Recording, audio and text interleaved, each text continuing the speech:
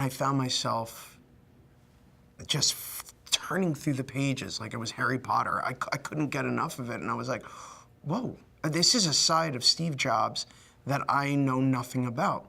And my idea of who Steve Jobs is and was is very much the media darling that he became in the 90s and later in 2000s and up until his untimely death. And I was reading this going, oh my God, what is this? How come I never knew about this? And so I immediately called up my team and I said, I have to be a part of this. This is incredible. And I met with Josh and met with Ashton, and I became the Woz. When you have the level of authenticity that the production team, from makeup and hair to set dressing and props that this film has, it absolutely does so much of the work for you. It not only informs your character, but it places you in a time and a place that is so authentic and so easy to get lost in. Like right now, we're just in the middle of this Atari, headquarters, and you really just kind of flash back into the 70s. You flash back into the 80s, and you're right there, and it allows you to play on this huge playground that's really beneficial to an actor. The beginnings of the Jobs legacy. There's the pre-Apple days as we know it and the post-Apple days that would inform the iPod and the Macs and the iPad and that later legacy. This doesn't really touch on that. It kind of does at the end, but it's really about the origins of this company.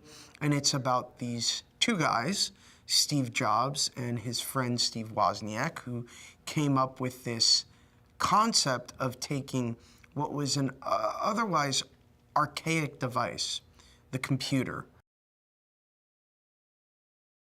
I read iWoz, which is kind of the best resource available because it is the character actually telling me about his life, which is a very cool thing to have at your disposal. And so I use that to inform not only the psychology of the character, but also some of the affectations, the voice, the behavior, he uses his hands a lot in very interesting ways that stuck out to me. And so it was fun for me to be able to actually see that, to hear that, to engage with that. So that research was a big part of what my performance is. I play Steve Wozniak, AKA Woz, and a lot of people know him today as that guy from Dancing with the Stars. But prior to that, he was actually one of the most important inventors of the 20th century. He's the man who essentially created the personal computer. Up until that time, there wasn't really a computer that you took home that you had a monitor and a keyboard. He designed that. He designed it for fun.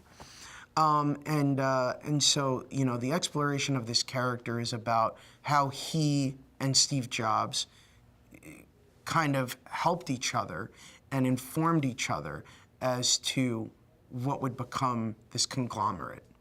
And it's about their days in the garage and their days in, from a budding friendship to business partners to their eventual separation. People think they know Ashton Kutcher. They think they know the guy. They think they understand what he's about and what he does. Nobody really knows what he is capable of until I think they see his performance in this movie, because he has so transformed into Steve Jobs that it's actually quite frightening. Like you look up and you think you're seeing the man. You put your head down and you think you're hearing this person. He is not only the essence, not only the perfect embodiment of who Jobs was psychologically, but physically, there isn't a stronger dead ringer in the universe than Ashton. And he's just so incredibly thrown himself into this role that it's inspiring. The screenplay to Jobs, it just crackles. There's there on a few different levels. It's not only the dramatic tension and this, you know, immediate rise in this journey of an Icarus-like figure who then is reborn into what we've all come to idolize, but it's at its core, it's just this drama about a group of friends who all got incredibly lucky at the right time, in the right place. And it captures that zeitgeist. It captures that moment. And it takes us on this journey that is full of pathos and is full of this amazing dramatic tension. And you think, oh my God, this is an incredible drama. But it's not.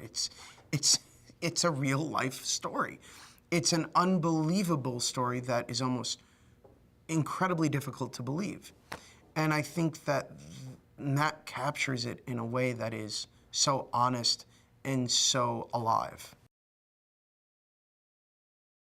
Josh is one of those rare directors who's all-encompassing. He's got his eye on every detail, and at the same time, he's got his eye on the totality of it. And I think that there's something really refreshing because you can approach him and say, you know what, this moment feels a little weird to me. Or, you know what, this hair seems a little straight. He's always listening to every single department. He's always listening to every piece of advice, and he really loves everybody throwing into the mix their take on it. And I think that that's an amazing attribute in any director, and it's fun to work with because we're all able to help tell this story.